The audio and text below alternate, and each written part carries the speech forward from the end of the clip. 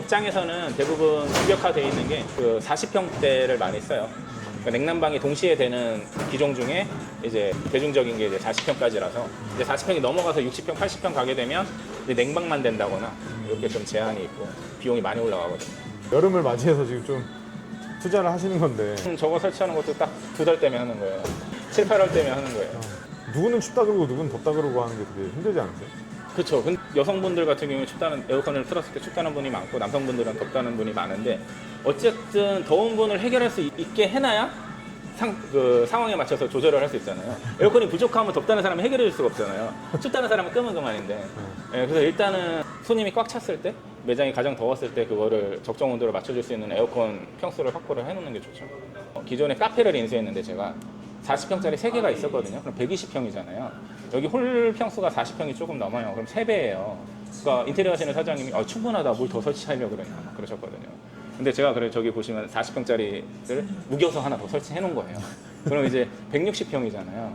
근데 저도 그때 돈이 부족해서 더 하고 싶었는데 못 했거든요. 에어컨 사장님도 이거 너무 많다 그러셨는데 결국에는 지금 6년 동안 운영하면서 여름마다 손님들 덥다고 난리예요. 그래서 제가 지금 벼르다가 지금 40평 더 추가하는 거예요. 그럼 이제 40평짜리가 5대 되는 200평이에요. 그럼 얘가 40평대니까 거의 5배수잖아요. 그러니까 족발집은 5배수가 돼야 넉넉해요. 진짜 막 땡볕 진짜 내리칠 때 그거 막 수 쓰는 고깃집 입구만 봐도 막 숨 막히거든요. 그러니까 족발이 성수기가 7, 8월일 수밖에 없는 게 홀에서 뭔가 열을 가하지 않으니까 손님들은 쾌적하게 에어컨만 충분하다면 쾌적하게 즐기실 수 있거든요. 근데 그것도 모든 족발집이 시원한 게 아니에요. 대부분의 자영업자들은 오픈할 때 에어컨 사장님이나 인테리어 사장님이 추천하는 평수대로 에어컨을 설치한단 말이죠. 근데 손님이 꽉 차게 되면 그 사람에서 나오는 열기 때문에 감당이 안 돼요. 그러니까 때려 박아야 돼요. 그러니까 보통 5배수라고 그러면 굉장히 많이 설치한다고 하거든요. 저희가 매장하는 수 쓰는 고깃집은 6배수가 넘어요, 지금. 그러니까 그렇게 설치해야 그 손님이 꽉 차고 가장 더운 온도일 때 쾌적하게 드실 수 있습니다. 이제 고깃집 운영하고 계신 것도 네. 다른 프랜차이즈를 가맹으로 하신 거잖아요. 네. 말씀드리기 좀 애매하지만 네. 운영상에 사실 좀 어려움이 되게 많잖아요. 그렇죠. 본사에서 매뉴얼로 만든 거는 그릴링 서비스를 완벽하게 해주는 거란 말이에요. 그러면 그거를 완벽하게 하려면 피크 시간에 손님이 가득 차는 시간에 2테이블당 1명 정도는 홀에 배치가 돼야 돼요. 그러니까 저희가 고깃집이 큰 매장이 저희가 22테이블이거든요. 그러니까 홀에 10명 이상이 있어야 돼요. 손님 복작복작 할 때. 홀만에? 홀만. 주방에는 또 한 4-5명 들어가 있고. 그러니까 이게 인건비가 저희가 그때 매출이 가장 잘 나올 적이 넘었거든요. 주방에 6명이 들어가 있고 홀에 11명, 막 12명 이렇게 서 있었어요. 그러니까 그 인건비를 근데 유지를 계속해야 그 서비스가 컨디션이 유지가 되거든요. 근데 고깃집은 어느 매장이나 기복이 되게 심해요. 거의 어제 같은 경우에 되게 폭우가 내렸단 말이죠. 그러니까 평소 매출이 반밖에 안 나왔어요. 근데 인력은 그 매출이 나올 때 인력이 서 있는 거예요. 그러니까 널뛰는 매출을 유지를 할 수가 없어요, 인력은. 근데 저는 다점포를 하고 있기도 하고 그 매장에서 정상적인 마진율이 안 들어가도 적자만 안 보면 유지할 수 있는 입장이니까 인력을 항상 구비하고 있다 보니까 그래도 지금 그 브랜드의 전국 매출 1등을 지금 2년 넘게 하고 있어요. 제가 지금 직접 인력 관리를 하는 매장이 직영점 중에 4개거든요. 4군데 총 직원이 정직원이 30명이고 알바생이 지금 한 50명 정도 돼요. 그럼 엄청 많은 거잖아요. 인건비만 해도 한 달에 막 1억 5천, 2억 가까이 쓰고 있거든요. 많은 분들이 막 어떻게 사람 그렇게 잘 뽑고 많이 유지하냐 이렇게 말씀하시는데 저희는 그 현재 정직원들의 근속연수가 요식업종 평균에 비해서 굉장히 길어요. 그러니까 퇴직금을 안 받고 퇴사하는 정직원이 거의 없거든요. 그러니까 1년 이상 일을 한다는 거고 현재 관리자로 일하고 있는 친구들은 다 2년 이상, 3년, 4년 지금 제일 오래 일한 친구는 오픈 때부터 같이 한 친구가 있고 8년 그리고 지금 점장을 하고 있는 친구들은 대부분 4년, 5년씩 한 친구들이에요. 이게 가능한 게 약간 2가지 케이스가 있는데 확장을 하고 성장을 하는 거예요. 그래서 사장이 직원들하고 현업에서 같이 일을 하게 되면 근속연수가 길게 유지하는 게 쉽지가 않아요. 자꾸 만나서 부대끼니까. 그러니까 내가 매장에서 필수 인력의 한 명이 돼버리면 직원들하고 계속 부딪히다 보니까 저희 매장이 퇴사율이나 근속연수가 길어진 시기가 제가 실무에서 벗어나는 시점하고 겹치거든요. 그러니까 막 다른 영상이나 이런 데서 보시면 직원 많이 쓰시고 하는데 보면 사장님이 직접 요리를 하거나 서빙을 하지 않는 매장들이 대부분 많아요. 그러니까 사장님들이 실무에서 벗어나서 직원들이 오래 일할 수 있고 뭔가 쾌적한 환경에서 일할 수 있는 거에만 집중을 해서 운영을 하는 게 더 직원들한테는 오래 일할 수 있는 환경을 만들어주는 게 좋거든요. 그러니까 일단은 가장 좋은 거는 이상적인 거는 내가 실무에서 벗어나서 어떻게 하면 매장 매출을 올릴 수 있을까? 어떻게 하면 우리 직원들이 오래 일할 수 있는 환경을 만들 수 있을까? 이런 거에 대한 고민을 많이 하는 시점부터 직원들이 오래 일할 수 있게 되더라고요. 근데 이거는 모든 업장에서 하기 어렵잖아요. 그렇죠. 모든 업장이 저처럼 막 대형 매장을 몇 개씩 운영하고 직원을 막 80명씩 쓸 수 없잖아요. 그래서 제가 처음 시작했을 때를 생각해보면 항상 그거예요. 직원 입장에서 많이 생각을 해봐야 돼요. 그러니까 이게 원론적인 얘기고 되게 뻔한 얘기지만 저도 이제 족발집 직원을 2년 동안 했었거든요. 제일 힘들었던 게 너무 더웠고요. 주 6일 12시간 일하는 게 너무 힘들었고. 그러니까 매장 환경이나 근무 여건이나 이런 게 제가 직원으로 일했을 때 힘들었던 것들이 있잖아요. 그러니까 운영하면서 그거를 이제 역지사지 직원 입장에서 많이 생각하려고 하거든요. 작은 매장이면 내가 그 직원 입장이 됐을 때 계속 일할 수 있나 생각해 보시면 돼요. 요즘에 막 음식점 가보면 외국인 직원들도 되게 많아졌잖아요.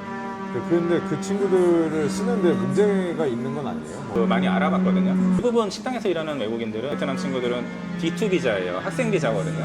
어학원이나 대학교를 다니면서 아르바이트를 하는 거예요. 근데 그거는 정해져 있는 근무 시간이 있어요. 그 시간 이상으로 일을 하게 되면 불법이에요. 그래서 저는 면접 볼 때 항상 확인하는 게 D2 비자인지 그게 학생 비자거든요. 대부분 D2 비자예요.